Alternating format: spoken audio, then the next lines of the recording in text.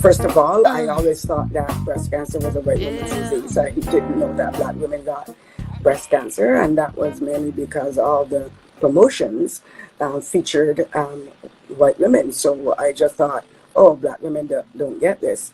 And then lo and behold, I was diagnosed with stage 3 advanced breast cancer. I thought after that I finished with the IV and the chemo that I was going to go home. I didn't know I had to take additional over-the-counter, not over-the-counter, but prescription drugs. And I went, and it was quite expensive. And I thought to myself, okay, what do poor people do? How do women that look like me, that is less fortunate than I am, how do they make it? How do they find the money to pay for this prescription, take care of their families, cover all their finances?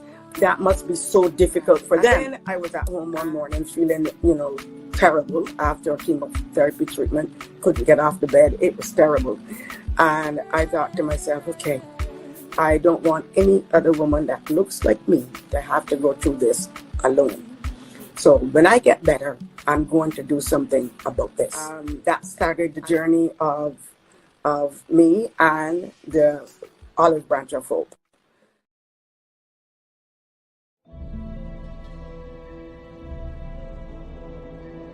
The Olive Branch of Hope's office is situated on Indigenous land. This is the traditional territory of the Haudenosaunee Confederacy, the Wendat, and the Mississaugas of the Credit First Nation. The Olive Branch of Hope gratefully acknowledges these Indigenous nations for their guardianship of this land. The Olive Branch of Hope also recognizes stolen people from across the world who have inhabited this land by force. Slavery prior to and including the transatlantic slave trade continuing through modern-day human trafficking have brought Indigenous people from across the globe to care for this land. We acknowledge the truth of our Canadian history and commit ourselves to reconciliation, knowledge, and careful intention. I invite you to take a moment of silence. Feel free to use this moment for prayer, memory of a loved one, or to set an intention for your engagement on this space.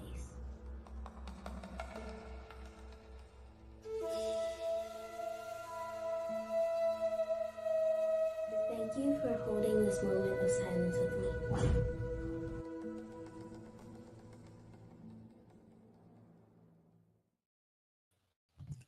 Thank you for holding this moment of silence as we allow ourselves to be led by the little ones and acknowledging where we are, why we're here, how we got here, and what we're going to do with what we've been given.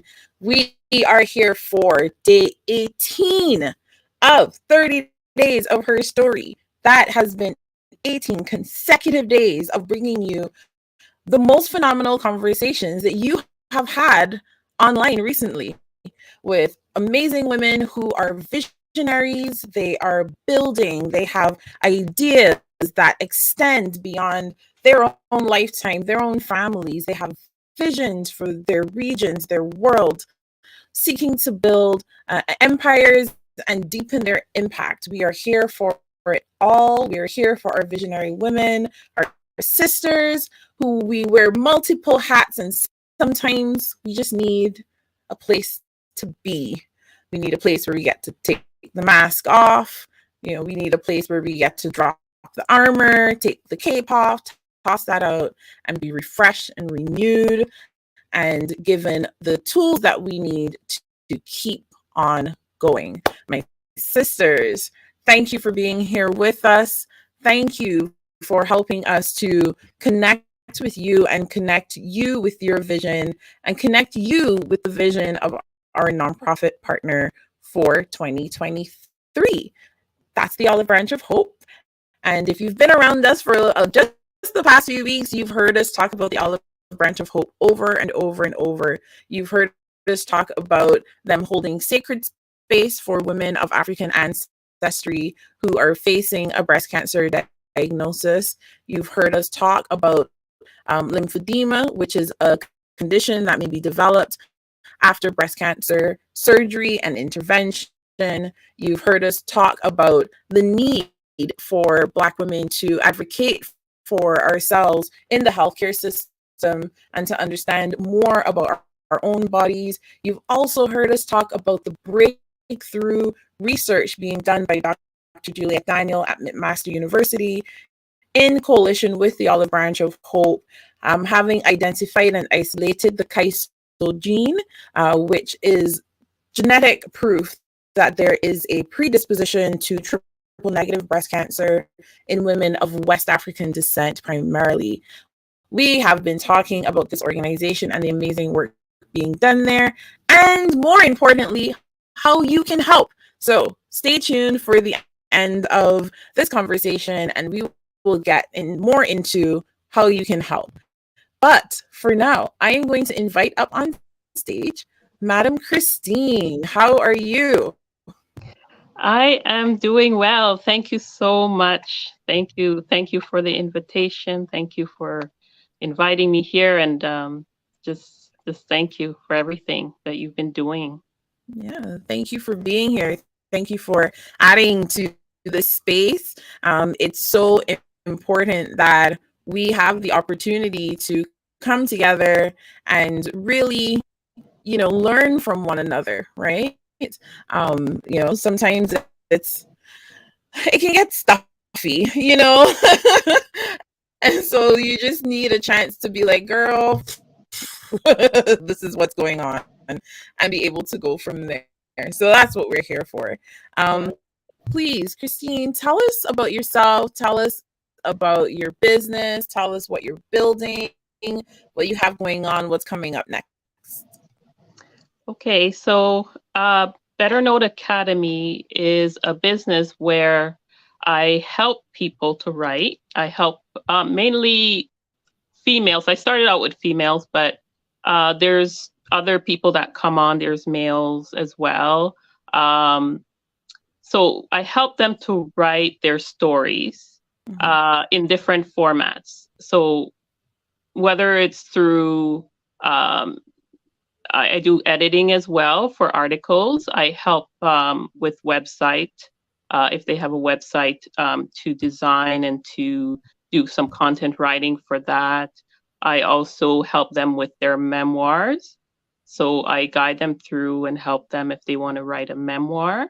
And with journaling, I start them off with journaling, because to write a memoir, it's good to document everything that you've been going through or your experiences throughout your life. So it's always very important to keep these journals, because that's what I did. I kept my journals that I've been writing for a very long time.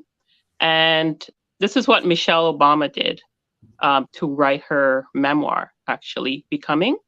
She started out writing journals, and that's how she created her memoir. So I teach people to do that. Just sharing what they experience each day, every day. So I encourage people to write every day. It doesn't matter what you're doing, but there's always something to inspire you, something in every day that inspires you. So you can just start to document those, and that starts to create a way that you can see a pattern as well in your life, and you can look back on these things. You can see, okay, this is where I've been coming from. How can I change that? So these are the things that I encourage people to do, and I bring on people on workshops as well to inspire other people to be able to share their stories, share their journeys of what they've gone through and how they can help others, and how they can show a lot of authors come on and how they can show how their journey was. So just inspiring them and encouraging them to write as well, to write their stories. And yeah, just I do that. And I help single moms as well. That's maybe they're going through challenges, and just to encourage them and build their faith, and to know that they have gifts and talents and abilities within them, because a lot of them, they don't realize that they have these things. And just encouraging them, because a lot of them too, they're looking for employment, and a lot of them want to work from home because they have children at home, and children that they need to be with. So just encourage them that they have these talents, they have these gifts, they can use their abilities to do different things, to write, or just encourage them that they can use it to impact other people as well within their communities. So just really encouraging them, building their faith, because for me, my background, I came from the church, so I really encourage them in their faith, and pray through prayer. That prayer is the thing that can transform a lot of things in their lives. So just really building their faith and giving them scriptures that they can read, and just encourage them daily. Absolutely. That daily encouragement, right? Yeah. It goes back to your comment on journaling daily. And there's an element of discipline in that, right? Because you have to commit to doing it every day. I would totally be very terrible at it. I can tell you that right now. But there's an element of discipline, but then an element of, well, writing it down is encouraging, right? And even committing to your faith, and committing to your source of strength, and and giving yourself that opportunity. Yes. It's very important, because the reason why it's important to write every day, it really helps you too. Sometimes we have a lot of things going on in our minds, and we don't even realize. But when you put it down on paper, it really shows you, what you can start to unravel and unpack what is going on in your life. And it really gives you that peace of mind. And for me, I believe that God has been speaking to me through my writing.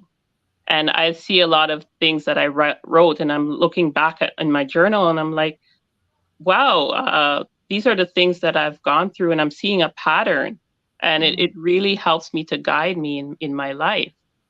Right. So that's what I encourage people to do, is just really, really write every day. Dedicate yourself to writing something every day, and even just writing to inspire someone else. On WhatsApp or on social media, you can always write to help someone else. So yes, absolutely. Yeah. No, for someone who wants to write a memoir, if they're going to be journaling every day, it's because they're doing it with a specific intention, right? Like they have a goal at the end, and we've heard about SMART goals, and we know how to write our goals down and all of these different things. But what about the vision that they have, that they're trying to, deliver and get out there? What do you think is the importance of vision? Yes. Habakkuk 2 verse 2 says, write the vision. It's in the Bible. Write the vision and make it plain. Mm-hmm. Yeah. So it's very important. I love the next line that comes after that. So that he who follows you can run with it, right? Exactly. Mm-hmm. So it's very important to have that vision, to write it out, because that's what helped me in my life, is really writing out. Because when I was writing in my journal, I actually discovered that I love to help single moms. And I was looking back, I'm like, did I write this? I didn't know I wanted to help single moms. I really didn't know, because you have all these things in your thoughts. I'm looking back, wow, is God leading me here to do this? So, you begin to see that as you're writing, and sometimes you're writing a lot of different things, because I was writing a lot of different things. I was saying, I want to do this. I want to mentor people. I want to help the young people. I want to help single moms. I want to bring together community. And I had all these things. I wrote all these things. But then I started to see this pattern that God was just guiding me through it. And he just unraveled everything that, step by step, this is how you go about it. So just start to write. Just write. I encourage people to, when they're even writing their memoir, just to write down 100 experiences that you've gone through, and just you begin to circle the ones that that really stand out to you. So you just take that time to see the direction that you want to head in, and God will guide you along that way as well. So just write the vision. They said to have a vision board. It's similar to a vision board. You could even write on your vision board as well. So you begin to see a direction, a flow that where God is taking you. Yeah. And that writing it down, that's that person taking the experience and capturing it from their perspective, right? It's their own voice. Yeah. Have you at any point in time ever felt as though your voice had been diminished? Yes, in different ways. My voice has been diminished. When I grew up, I was among 6 siblings. I was the youngest. So I was the one who was kind of, the quiet one. Everybody else was loud. Everybody else was, had their voice, but I was the one that kind of just stayed in the background. And, in our culture, the children is to be, seen but not heard. So, but I kind of stayed in my, I was very creative. So in that way, I started writing poetry. So I kind of went within and I wrote poetry, and with that, I started to see, my creativity, and people encouraged me in my creativity as well. So that was one experience growing up, that my voice was diminished. But also in the recent years, not knowing that I was a leader in the church, someone said to me, because I wasn't involved in some programs in the church and some Bible studies, and one of the leaders said to me that you are a leader, and I believe God is speaking to me that you are a leader. And I didn't believe it. I did not believe it. And someone had said to me, well, you don't even know half the Bible. How could you be a leader? And that really, it kind of pulled me back. But then I said, no, I'm not going to listen to this person that says, that I don't even know half the Bible. How could you be a leader? But because of where I am now, I decided, you know what, I'm not going to listen to that person. So I decided, I'm going to go ahead, and I'm going to, because I was supposed to be the co-leader. So I went ahead and I said, you know what, I'm going to do this.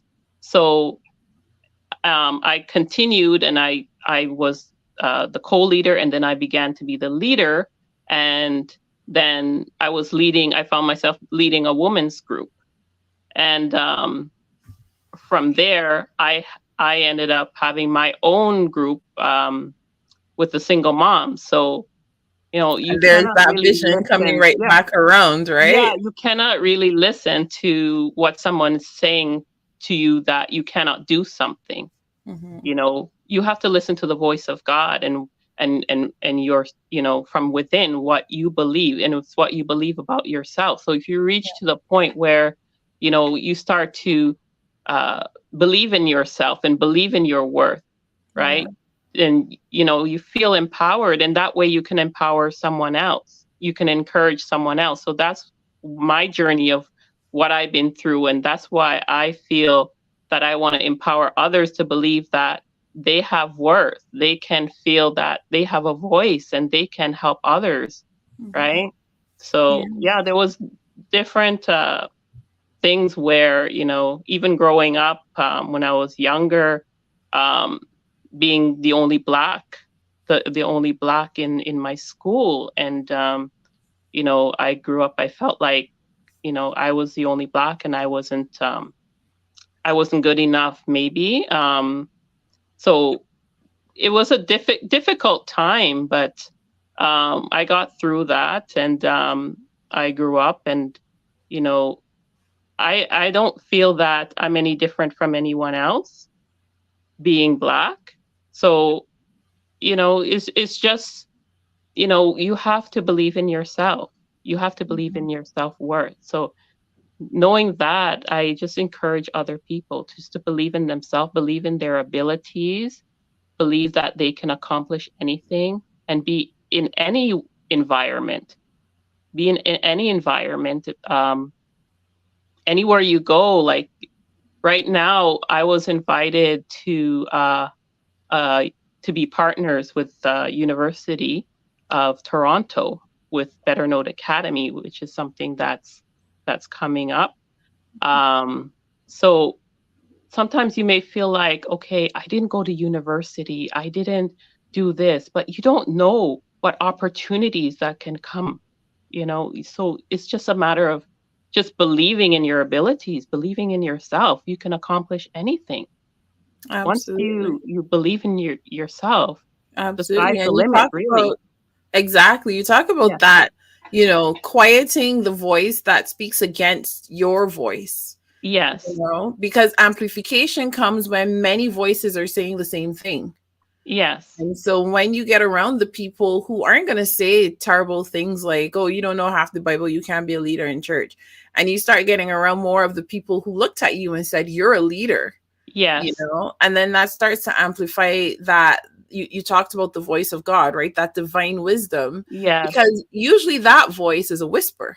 Yes. Right. And so when we start getting together with people who also hear the divine wisdom that's being spoken to us, that we are accepting to guide our lives, and we're believing wholeheartedly, then that whisper becomes amplified in our ears and able to give us direction in our lives. And you talk about the work you're doing with Better Note Academy and kind of how that vision that you had has come back. You talked about being able to find new outlets for your voice. So you're the baby of the family, but you're a poet, and you can express your thoughts and your ideas and your opinions in this artistic way. And you're helping, authors to craft their memoirs and all of these things. So I would think I understand, or I could preempt your answer to this question.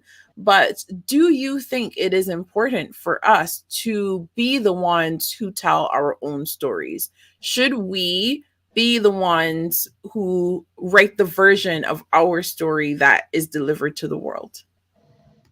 Yes, definitely. We should be the ones to write our own stories, because you don't want somebody writing your story for you, because it's your voice, it's your journey, it's what you've gone through. So, you tell it in your way, right?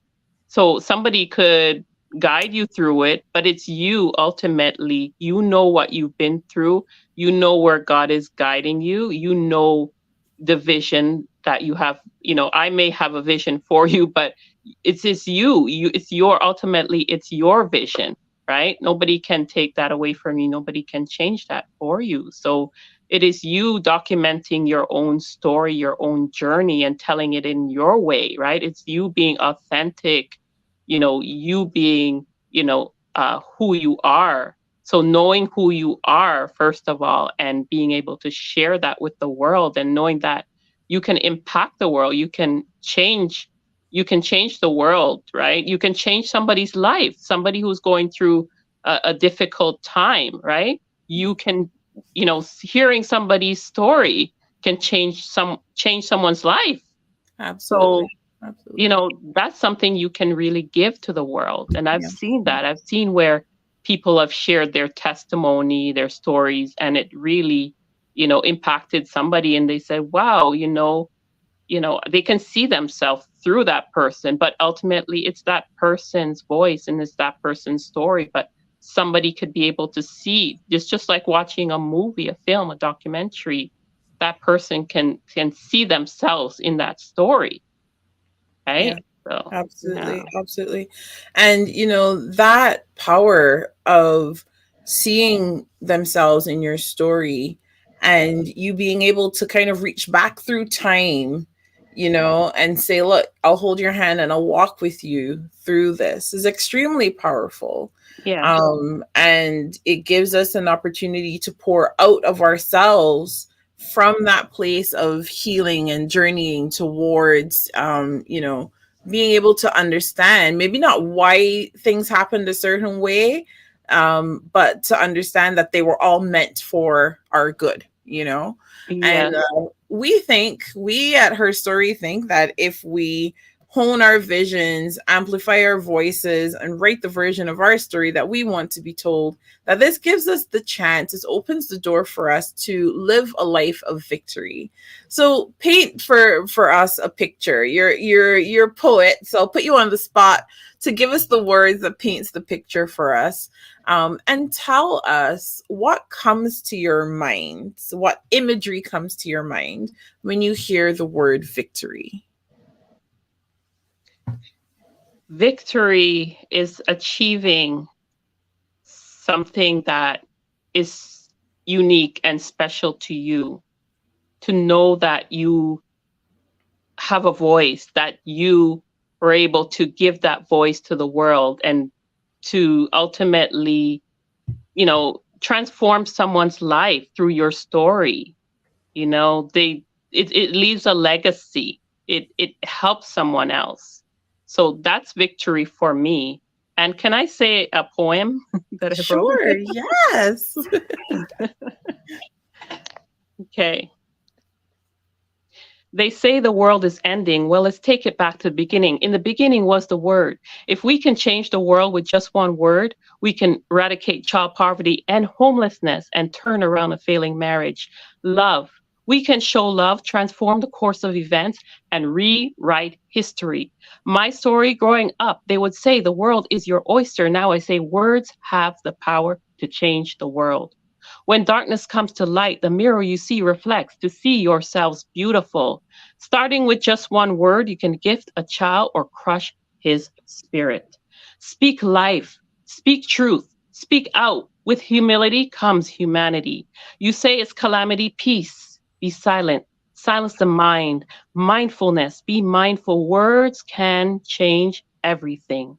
Wishes, we all wish for a brighter day when it matters, they matter. Me too. What's the matter? Demoralized? Don't become hypnotized by the unspoken, broken words that you heard.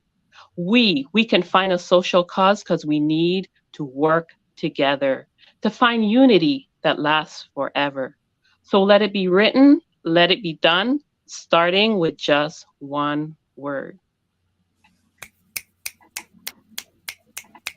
Oh my goodness. Yes.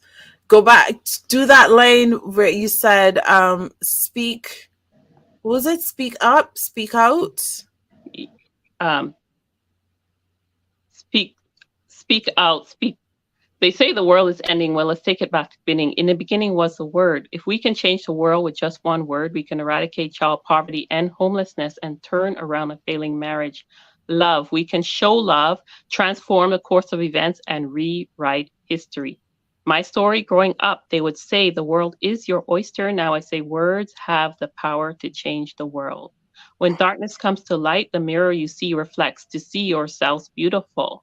Starting with just one word, you can gift a child or crush his spirit. Speak life, speak truth, speak out. With humility comes humanity. You say it's calamity, peace, be silent, silence the mind, mindfulness, be mindful. Words can change everything. Wishes, we all wish for a brighter day. When it matters, they matter. Me too. What's the matter? Demoralized. Don't become hypnotized by the unspoken, broken words that you heard. We can find a social cause because we need to work together to find unity that lasts forever. Let it be written, let it be done, starting with just one word. Mm-hmm. And you can find that poem in Frontlines, Bent but Not Broken. There was two two books that we have written together with the Writers Collection of Canada. So if you want to get in touch with me, you can get in touch with me. You can. Absolutely. Speak Yeah. life, speak truth, speak out. Yeah. Absolutely. And you know what?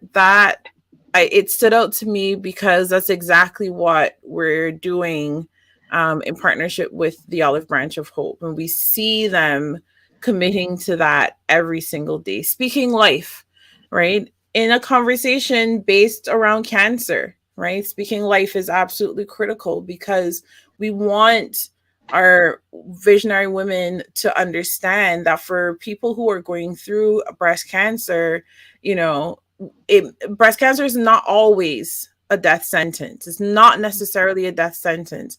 And so when we speak life and we speak love and encouragement and, you know, paint that picture of what the next 10, 20, 30 years could be like, you know, with your family, with your career, with yourself, your life, you know, speaking life is absolutely critical. And speak the truth, right? Speak the truth, because sometimes it is a harder conversation that we need to have. And so, you know, sometimes it is about bringing the truth to the situation.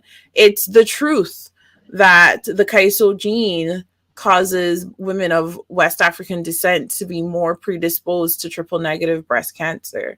You know, it's the truth that Black women in Canada are not necessarily represented in the healthcare system. They don't walk into hospitals and doctors' offices and see medical professionals who look and sound like them. These things are true. And so that's why we speak out. Right? Yes. We must speak out because we want to be able to stand in the gap and stand for women who literally sometimes cannot stand for ourselves in those moments, and to continue to stand and continue to take up space and continue to be loud and proud and say we are here because we hear these women, we see these women, we understand these women, we are here to be their mouthpieces in rooms where they have no access. And so I want to thank you, Christine, and everyone else who's been a part of this campaign and helping us to bring awareness to conversations around women's health, Black women's health, and breast health. And of course, to let people know about lymphedema. And I mentioned before that that's one of the things we're focusing on, is bring a lot of education around lymphedema, which is a condition that can be developed when the lymph nodes are removed in cancer treatment. That could be during surgery. They could be damaged during radiation. You can get an infection. Lymphedema can occur anywhere in the body, but it's primarily expected to be within the limbs or parts of the body close to where lymph nodes would be removed. For women with breast cancer, those lymph nodes tend to be under the arm.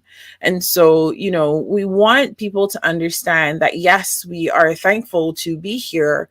We are thankful to, you know, have been able to go through treatment, but the quality of life that we live after treatment is also important, right? It's not to be dismissed. It's not, oh, you should just be grateful you're alive. I'm very happy to be alive. I'd also like to not be in pain every day, right? And so we want to bring all of this to the fore.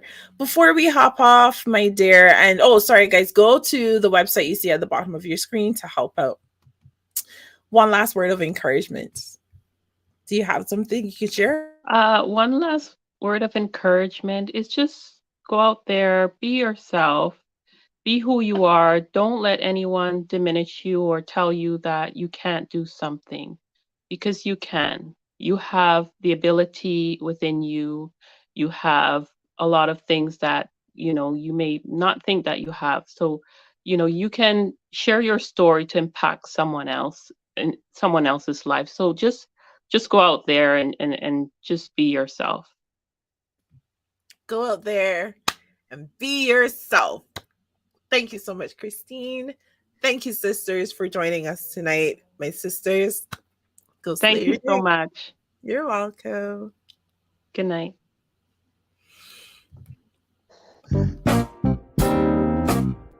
First of all, I always thought that breast cancer was a white woman's disease. I didn't know that black women got breast cancer, and that was mainly because all the promotions featured white women. So I just thought, oh, black women don't get this. And then, lo and behold, I was diagnosed with stage 3 advanced breast cancer. I thought after that I finished with the IV and the chemo that I was going to go home. I didn't know I had to take additional not over-the-counter, but prescription drugs. And I went, and it was quite expensive. And I thought to myself, okay, what do poor people do? How do women that look like me, that is less fortunate than I am, how do they make it? How do they find the money to pay for this prescription, take care of their families, cover all their finances? That must be so difficult for them. And then I was at home one morning feeling, terrible after chemotherapy treatment. Couldn't get off the bed. It was terrible. And I thought to myself, okay, I don't want any other woman that looks like me to have to go through this alone. So when I get better, I'm going to do something about this. That started the journey of me and the Olive Branch of Hope.